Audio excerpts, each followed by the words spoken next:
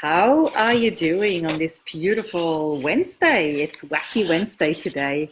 And before I share some of my insights into how you can deal with the crushing fear of failure, which some of you have sort of talked about, failure being your biggest fear, and also fear of success in a way is a fear of failing, that we're actually getting to the success that we want to get to.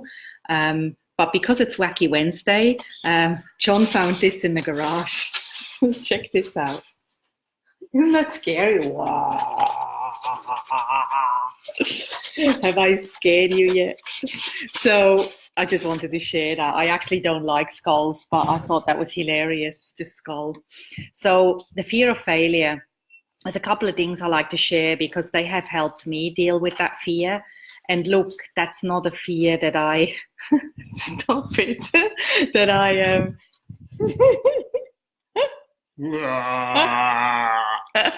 The Day of the Dead. El Día del Muerte. Yes, thank you, darling. No, you're welcome. It's so funny. So it is Wacky Wednesday today. So anything goes, right? So with the failure, if you're what I found has helped me get or come to grips with, the potential of failure and actually dealing with it, is to first reframe my goal. So let's say that, you are trying to get to six figures, and that has been your goal for as long as you can remember, because that's how you measure success. A lot of us tend to measure success in the amount of money we earn. It's only natural because it's a milestone. It actually allows us to measure it against our past, and it also allows us to measure our external, what's the word I'm looking for? Our input versus our output. So what we do to actually earn that money. And so money is a really great way to measure a milestone, because it lets us see whether we're on track with what we're doing and all the hard work we're putting into our business. So fear of failure. So you've been trying to get to six figures, but for some reason it's just not happening. And instead of thinking, I'm a failure, I suck, I just can't make it to six figures, I want you to reframe your thoughts and your thinking and add to that, okay, I haven't made it to six figures this year, but I've made it to 60 grand. And if I hadn't tried to make it to six figures, I wouldn't be at 60 grand either. I would most likely still be in a job, working for a boss I hate, living a life that is no longer aligned with my passions, with what I want to do, etc., etc. So that's the first thing you can do. You can just reframe your thoughts from failure thinking to process thinking. So you're already on the way to meet that goal. You haven't met it by the deadline, but you haven't failed either, because you're on the way. Now, if you spectacularly failed and you made a fool out of yourself, then first of all, be kind to yourself, because we all make mistakes. We all fail in certain ways, whether that be in business or life. There's things that happen to all of us, and we can see them as failures. And if that happens and you feel that you failed yourself, or you failed a friend, or you failed a client, or whatever, be kind to yourself. Recognize that you have failed, but don't blame yourself, because blame only generates abrasiveness and guilt, and it doesn't allow you to learn from the failure. So you want to ask yourself 3 questions to actually learn from this failure. The first one is, what can I learn from this situation? What can I actually learn and take away so that never happens again? The second is, how can I grow from this experience? How can I be a better person?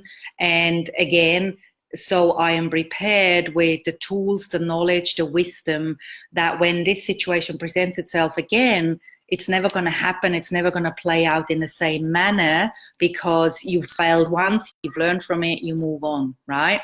And the third question is, what are the 3 positive things that I can take away from this failure? Because every negative carries a ton of lessons. And if we're willing to listen to those and actually pay attention to the learning and the lessons that we find within the dark side of us, that's when we make the biggest jumps to the next level. So you probably heard the saying, you know, fail often, fail.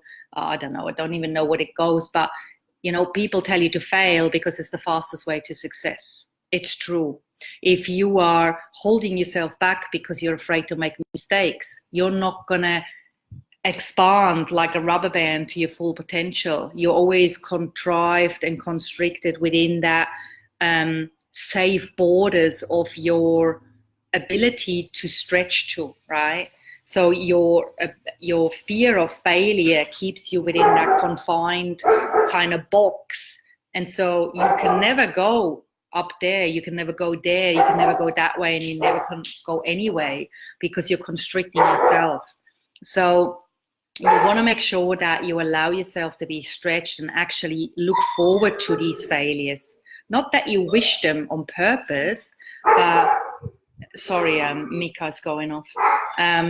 But that you are actually listening to what's going on and not let that stop you, because if you do, it's gonna stop you from reaching your full potential. So that's my message for today. Let me know, drop a GIF below if that is helpful and if that kind of makes sense to you. And if you have questions as well, let me know, because the last thing I want is for you to be gripped in the fear of not moving forward because you're afraid of something. Use that fear to power you forward and just do it anyway.